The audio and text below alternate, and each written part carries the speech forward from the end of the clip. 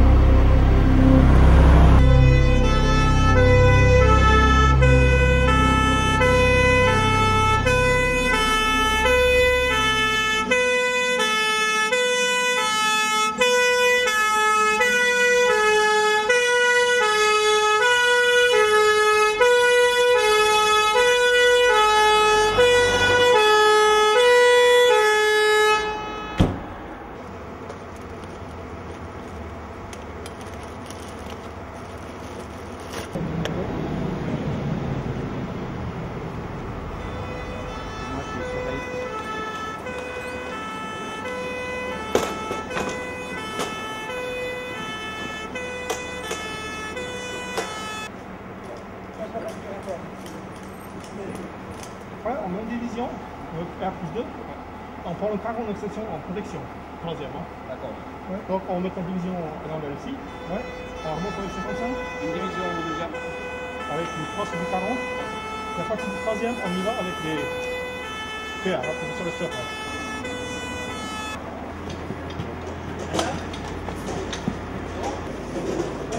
Je suis chez 028, équipe 028 répond. Compris, contrôle de liaison, on répond.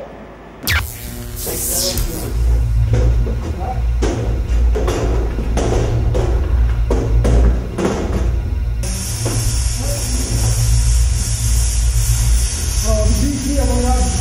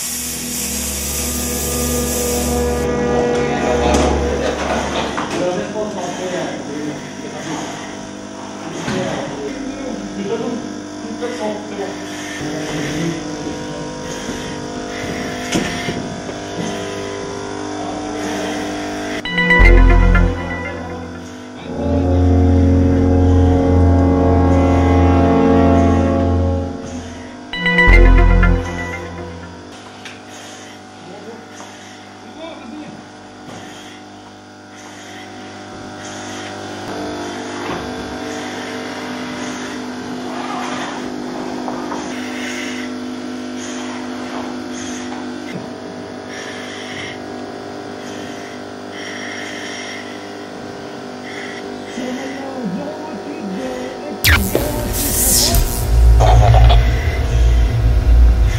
l'équipe est en extinction, répond.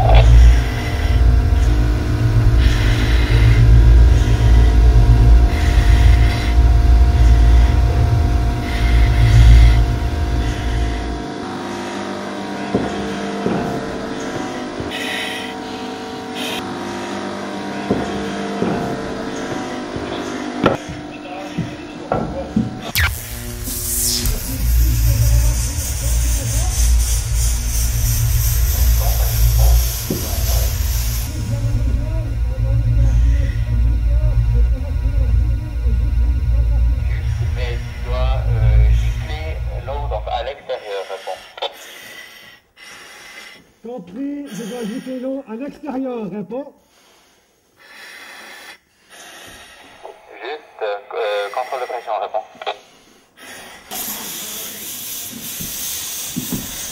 Équipe 21 de surveillance 2, répondez. Compris, le troisième étage et vous allez rentrer, répond.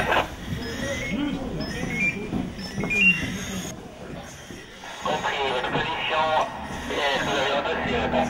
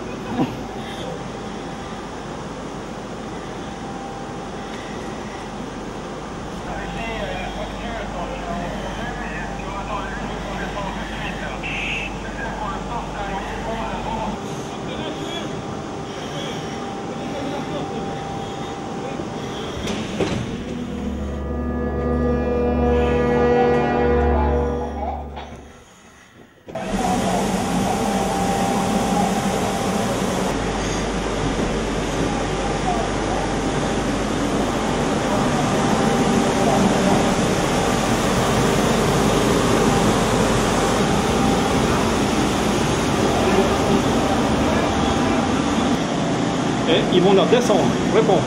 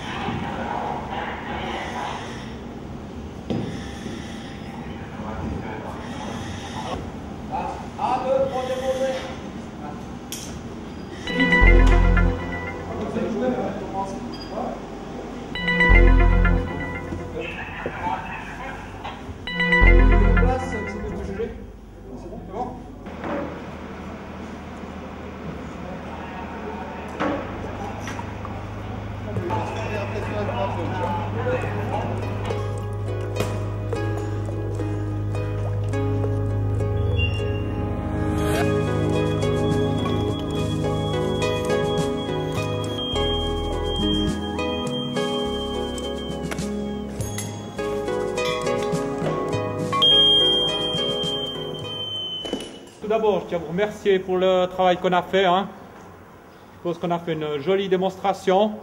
On a vu des gens qui couraient, on a vu la motivation et ça c'était top.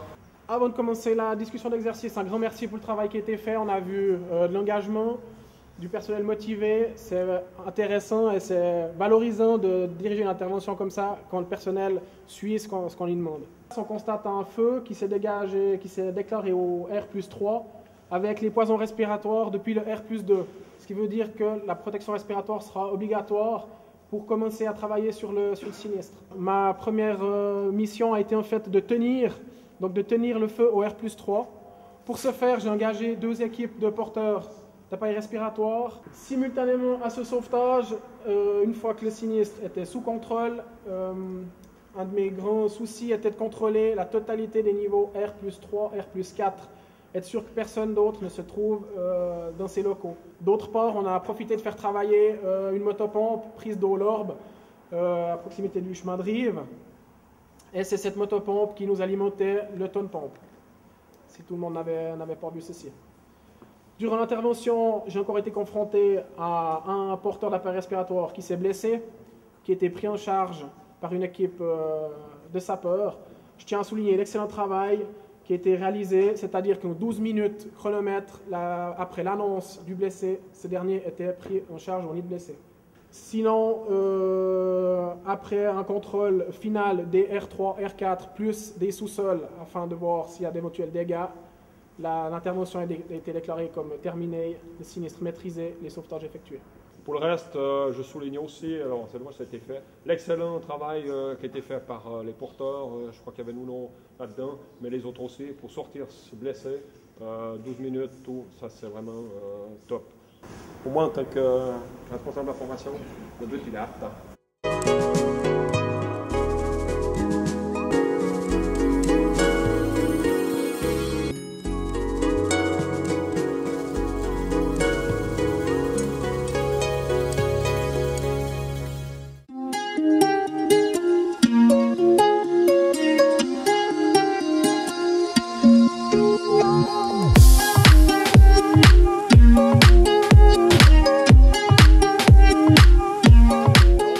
Matériel, il a un peu sondé dans le corps et puis même à l'extérieur, des gens qui seraient intéressés bénévolement de s'atteler à la réfection de ces motopompes et de ce matériel. Du coup, on a trouvé 6 personnes, dont 5 qui font partie du corps, un ancien qui avait des fourmis au bout des doigts, donc il était tout fou de pouvoir se mêler à cette aventure. Donc on a un tout petit montant pour cette réfection, mais sachez qu'ils font ça bénévolement. Ceci, on espère qu'on puisse les exposer dans nos nouveaux locaux, si tout va bien. Donc celle-ci, avant elle ne fonctionnait pas, on n'arrivait pas à la faire démarrer. Maintenant, je pense qu'on aura une démonstration quand même. Vous entendrez le bruit de ce moteur, donc on a l'impression que c'est une Porsche.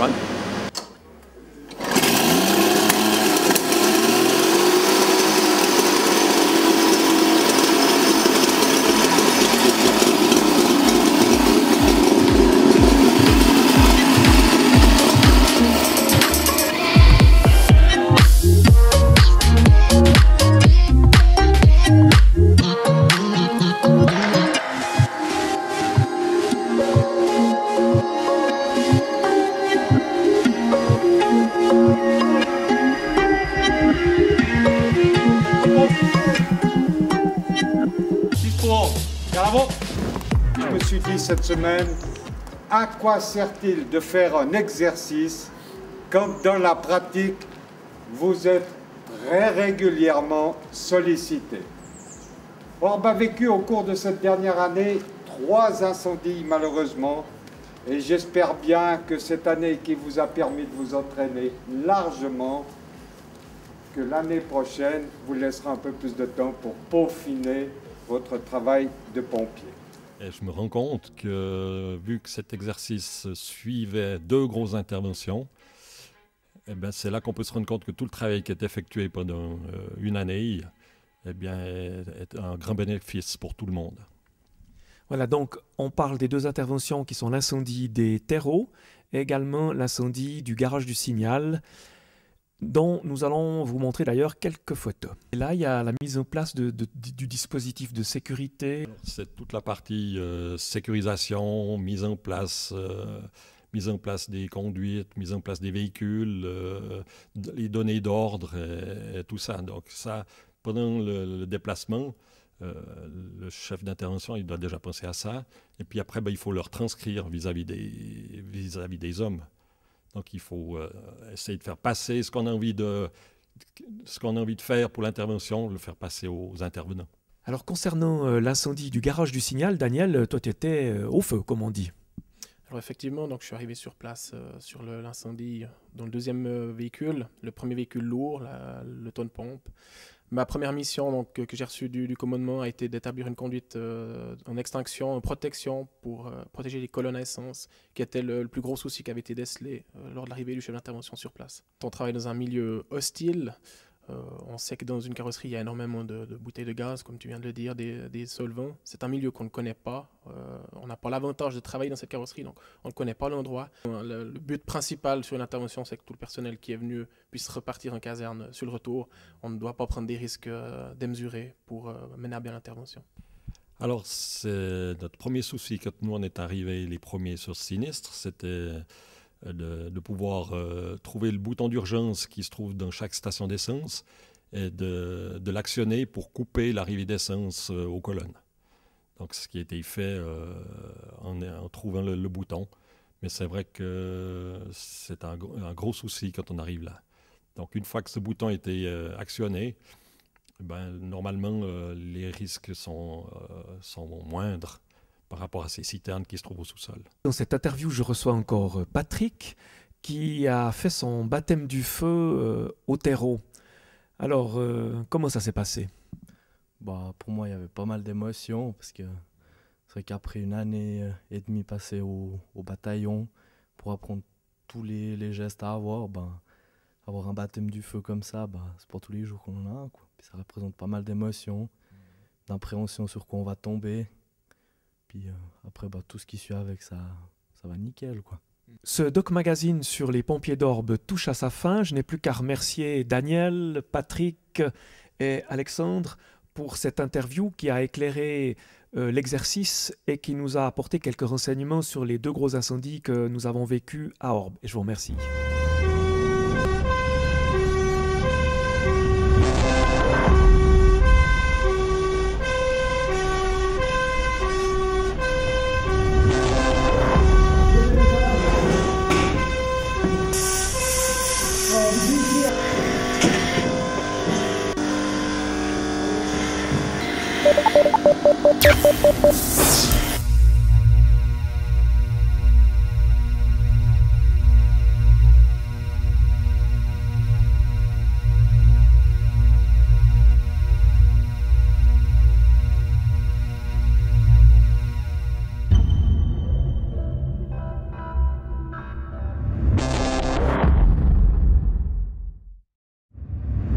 You